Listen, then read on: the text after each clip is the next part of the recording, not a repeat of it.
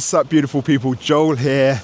It is a wonderful day here in Portugal, and I want to talk today about the most important skill that will determine how much money and impact you are capable of making as a coach, as a solopreneur, as a creator, as a consultant. And it's not the latest hack, funnel, or even strategy. It's not even your mindset. It's your capacity to hold tension. See, life and business is tension. It is challenge. It is problems. They're not a bug of life, they're a feature. And you can wish them away all you like, but they're here to stay. So if you want true, lasting success, listen to this and learn how to increase your capacity, which is what I want to share today. Now, if we rewind 3 to 4 years ago, I was on the back of a failed food tech business that I raised £1 million for, grew to a 7-figure valuation. COVID wiped that out in months, and I was not in a great place physically, emotionally, spiritually, energetically, and I was highly reactive with my wife. We would bicker over the smallest of things. I wasn't proud of who I was at the time, and I had some things that I was doing well, but largely I had zero capacity. I was highly reactive, as I say, and my business reflected that. I was, in my first 6 months, I was making between had the odd 8K month, and even after that, when I had my first 10 and then 20K month, I would immediately self-sabotage and find myself back at 0, 1, 3K, and I was really following that feast to famine cycle because I didn't have an ability to hold tension. I couldn't hold the tension of short-term needs and long-term growth, and I would flip-flop between one strategy to the next, and I would react and jump to all these different shiny object syndromes because I couldn't hold tension, and I would just collapse and follow whatever felt good in the moment. Now, fast forward today, it is September the 20th, and my business is averaging just under $30,000, and I suspect, actually I know, that'll be close to $50,000, $70,000 a month soon. And on top of that, I've just finished a 3-part live training where I had just under 500 people sign up. I'm running a launch now on Friday. I'm running an in-person intensive for my community, which I haven't planned the content for. I've got 35 clients inside of my community, all with demands, questions, projections, challenges. I have 8 one-to-one clients. I've got a one-to-one full day immersive this Thursday. I've got 15 men coming to Portugal in 2 weeks. I'm running a 4-day retreat in November. On top of that, I'm a dad of 2 girls, very demanding girls, a 5 or 1-year-old. I'm in the best shape of my life. And there's many, many other things. I do consider myself a great husband, work in progress, of course. But there's many other things, and I share this not to brag or to boast, but because all of this I've achieved is down to my capacity to hold tension. And tension really is, holding tension is about living in the paradox or the seeming contradiction. The paradox of short-term needs versus the desire for long-term growth. The paradox of needing clients, needing money, but not needing this client, not needing this money. You can see, hopefully, where all the paradoxes, all the tension exists.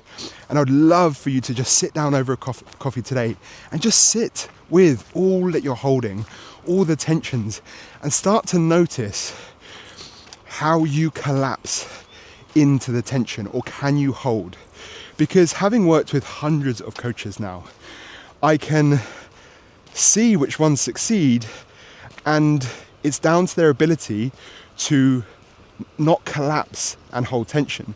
And it's something I pride myself in my coaching and in my community. I simply do not let my clients collapse into confusion, into overwhelm, because these are all strategies to take us out of the tension, because the tension doesn't feel good. But collapsing into confusion actually feels safe, it feels secure, and often leads to procrastinating on something simple and easy, which gives you that short spike of dopamine but doesn't move you forward in the long run. Whereas leaning into the tension, holding that tension and then leaning into the fear doesn't feel good in the short term, but over the long haul, that's what's going to move your business forward. So awareness brings range, it brings choice, and capacity also brings that choice. Our capacity to hold tension increases our awareness, because if we have no capacity, if we have no capacity, we just collapse and our awareness just goes like this. So we have so much less choice, and life is about choice and action. So hopefully you can see how important it is to increase your capacity. Now, the way I think of my capacity, increasing my capacity, and the way I have increased my capacity, is I think about 4 planes of capacity, I suppose. One is physical, the next is emotional, the next is mental, and finally is energetic. One way I practice physical, or expanding my physical capacity beyond the foundations of sleep and nutrition and movement and exercise, is consciously and intentionally seeking out hard things. Every week I do a going dark workout where I take myself to a really dark place, and in those dark places I kind of regain control of the moment by focusing on my breath. And what that does, it trains my nervous system to be relaxed in tension, in discomfort. On a mental level, not only is this the foundations of meditation, of learning to notice and let go, it is about building systems. See, amongst everything I've just shared, everything I've got going on in my life right now, my business, my life is incredibly simple. I focus on one thing a day, and that's it. I know what I'm going to do moment to moment, and I plan it all in on my Sunday anchor, my weekly anchor, which I do on Sunday. So I know moment to moment what to focus on. And one of the systems on how I hold this tension of short-term versus long-term, the short-term needs of money now and the long-term desire for sustainability and growth, is I theme my days. So Monday and Friday for me are my long-term days. Tuesday, Wednesday, Thursday are my short-term days. On an emotional level, how I increase my capacities, again, beyond the foundations of clear communication, it's about actually feeling and learning to feel unfelt and unwanted emotions. A previous mentor of mine said 2 things. He said, at the bottom of every emotion is life force. And it's true. When you fully feel an emotion to its bottom, how do you feel? Think about that for a moment. For me, I feel liberated, I feel free, I feel energized. He also said, behind every unwanted habit is an unfelt emotion. So wherever there's a pattern, there's behind that an unfelt emotion. Often for me, that's boredom. And by learning to feel boredom, I've broken a lot of these patterns. It could be for you, fear. That's a big one holding a lot of people back. And actually feeling fear to its fullest allows us to lean into fear. And on the final energetic level, for me, this is about boundaries and getting really clear about where I'm leaking my energy and cleaning up my mess to bring all of that energy back in.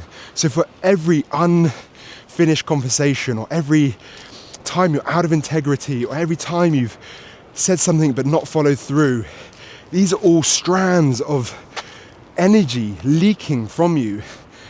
So on an energetic level, it's about cleaning up all that mess and bringing all of that energy back in by living with integrity, by honoring your word, and by holding strong boundaries, by only speaking your truth and nothing else. So my invite to you is, over coffee this weekend, really sit with your ability to hold tension and be honest with yourself. Where are you collapsing into overwhelm, into confusion, into whatever story you're telling yourself to get yourself out of tension. And where are you able to hold tension? And build a little plan. And if you want to work with me, reach out on Instagram, because this is one of the main things we do. On top of the systems and strategies, I do not allow my clients to collapse into the pattern. I help them stay in their open, more powerful state so they can hold this tension. And this is what's going to determine how much success, how much money, how much impact you're going to be able to make as a coach. So I'll leave it at that. Beautiful day here. The surf looks pretty epic, very clean. And yeah, sending you so much love. Take care. And make sure you subscribe, because in my next, I'm going to talk about how I organize my life, my goals, my systems, because this is an essential way that's freed me and expanded my capacity to live the life that I've created. And I really want this to help you to create your own system so you can create your dream life. Sending you so much love.